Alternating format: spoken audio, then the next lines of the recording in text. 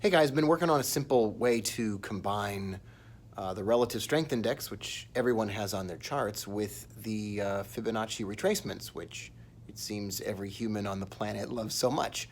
So I made a little video right here to show you the brand new system. All right, I've pulled up the Australian dollar, Canadian dollar, which is perfect for this methodology. At the bottom of my screen right here, you will see the relative strength index set to 33. Now that's a higher number than what you would usually see on the relative strength index, and that's just fine. I find that when you slow down an indicator by increasing the indicator values, sometimes you get a better reading. Everyone's looking at everything in mostly the same way all the time, and by changing the way that you look at it, you're looking at things through a different lens from a different perspective. And I think that gives you an edge that most people wouldn't think about and most people don't have. The next thing that you're going to see on the RSI are levels overbought at 70 and then oversold at 30. Overbought and oversold are relatively controversial terms, of course, because some people feel that overbought doesn't really mean that price is going to go down, and some people believe that oversold, or when price breaks lower, it doesn't really mean that price is going to go up. I actually take a more traditional approach to overbought and oversold and the relative strength index, especially when I've increased the setting on the relative strength index to 33.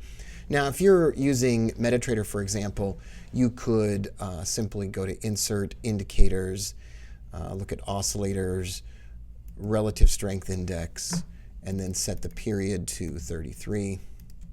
And then you've got a squiggly little line running across your screen, and then you can change the color of the lines and the boundaries. I'm over here on tradingview.com, and to add the relative strength index, you simply right-click, choose Insert Indicator, type in Relative, and then it will pop up the relative strength index. We've already got it on our chart, but once you have it on your chart, you can double-click on it or right-click on it and choose 33 for your level, and then you've got the relative strength index on your chart. Now, what we're looking for are periods in time or areas where price goes overbought or oversold.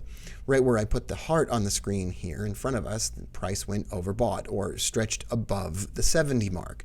This is an early warning sign, as far as I'm concerned, that price has gone too high, especially when the relative strength index is set to 33, and that means I'm going to turn around and sell. Now, that's not going to work every single time, and it's not designed to work every single time. Anybody that tells you a trading system works every single time is a liar. Liar! And you don't want to believe them. You want to just throw all of their advice in the garbage can. Now, once this happens, what we want to do is we want to go back in time about a week. These are weekly pivots to make it really easy to see the divisions from week to week to week. So this is a Monday. This is a Friday. Right here, when price goes overbought or above 70, that's about Thursday or Friday, later in the week. So we want to stretch back about a week in time.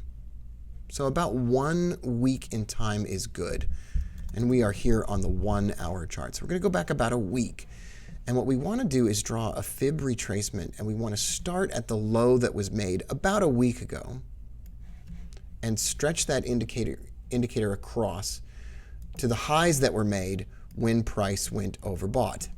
And what we want to look for is a retracement. And what we're able to do here is we're able to set orders in advance and plug those orders into our system so that we don't have to sit around and wait for price to do what we think it might do.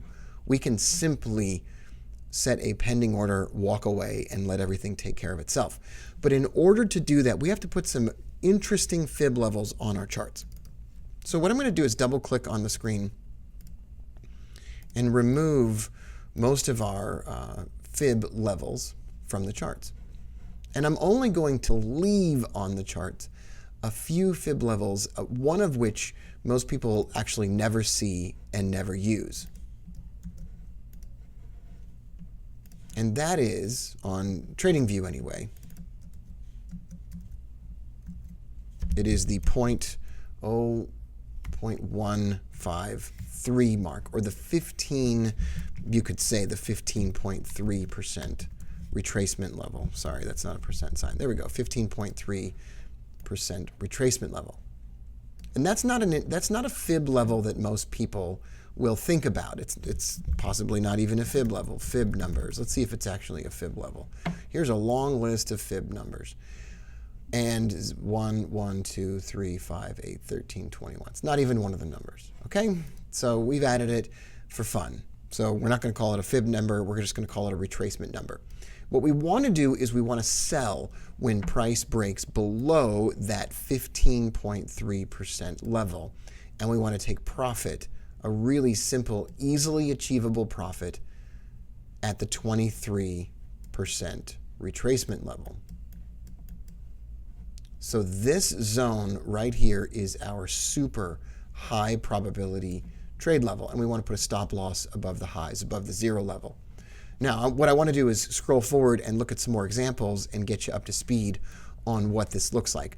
A currency pair like the Australian dollar, Canadian dollar is perfect for this system because the Australian dollar, Canadian dollar tends to kind of go up and down. And no matter how far down it goes, it tends to reverse because the Australian dollar and the Canadian dollar are so highly correlated with each other.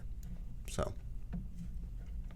here's another spot on our chart where price goes overbought above 70.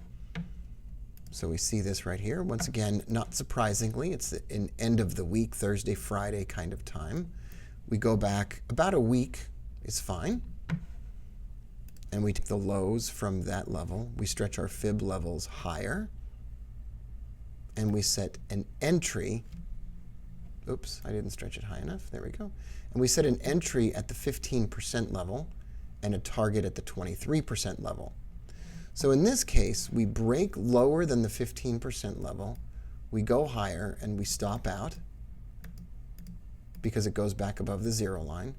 We stretch that fib level higher, and what we do is we take that trade all over again. The next time we fall below the 15% level, and then we take profit at the 23% level. Now, of course, if you want, you can set other retracement levels on your screen, and you can take additional profits or let the trade run further if you want to set the stop loss to break even and let the trade run for a bit, because eventually, in many of these instances, price will eventually stretch even lower and hit some of these other levels, as you see here. And it's strange but true. Even like 3 or 4 weeks later, price knew it needed to get down there. So you could set extended profit targets if you want to. Let's look for another example here. There we go. Here's another example. Price goes overbought. And that's kind of like on a Monday or a Tuesday. I like ones that happen near the end of the week, but we'll go ahead and do this one anyway. And then what we do is we want to go back about a week. And sometimes we might go back a little bit further if there's a really obvious low. But about a week, so that's about a week and a day right there. That was the weirdest line I've ever drawn. And then we draw the fib retracement from the lows to the high. And when we break below the 15% mark, we want to sell. And that's going to happen right here. And then price rises and stops us out. So we could extend the fib retracement area a little bit higher and then take that trade all over again. And we're just looking for price to fill that zone between the 15 and the 23.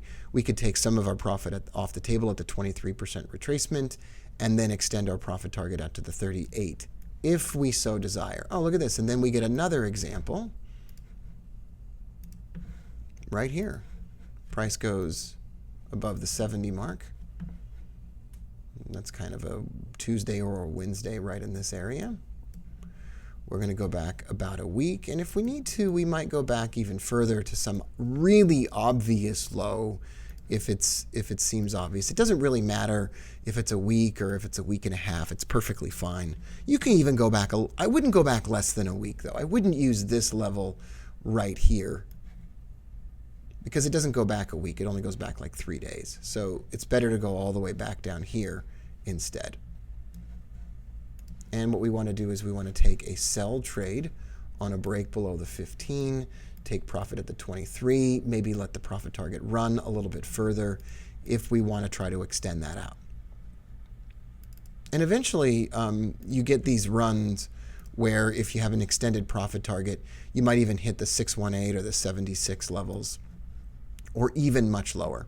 Okay, now occasionally, of course, price is going to drop far enough to create an oversold condition. When price drops below the 30 mark, that's oversold, and that means we want to set up a buy trade. So what we do here is we look at price right here, and what we want to do now is we can erase all of our drawing tools. So we're here at about a Wednesday or so. Price is down here. It's oversold.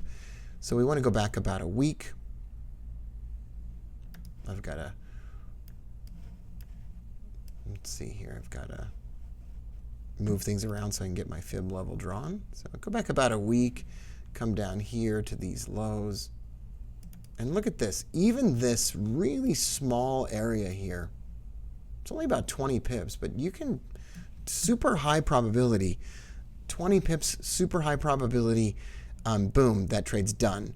And we want to just get out. We want to take the highest probability trade, which is in this little area, this space here. Maybe if we go further, we'll see another example. Now, price isn't going to go overbought or oversold every week. It's not going to happen. That's just not going to happen when it's set like this. But we can have multiple currency pairs running, so we have a bunch of currencies that could set up a trade for us. Okay, there we have price has dipped really low right here. And we might go back a week. We might go back a little bit further than a week because this is an obvious, almost kind of double top area. Stretch our fib retracement lower. I'll stretch it across so we can see easily. And then we want to just put a trade in here. We want to, once we see this area here, we just want to put our trade in with a pending order to buy at 96.45 and to exit that trade about 20 pips later at 96.66. Now, what if you see price go oversold? And let's say you draw your fib retracement as soon as it does, right here. Let's just say we drew it here. And then price falls further without opening the trade. Well, we just keep stretching our fib retracement lower until our trade gets triggered.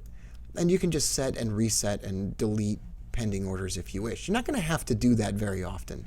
It doesn't happen that often, but in the case if price kept moving, you would keep moving your, oh wow, and we haven't gone oversold or overbought again. So that's an example of a really simple system combining two things that people love, RSI and the Fibonacci retracements.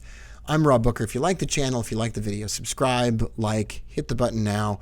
Love you all. I'll see you very soon. Bye for now, everyone.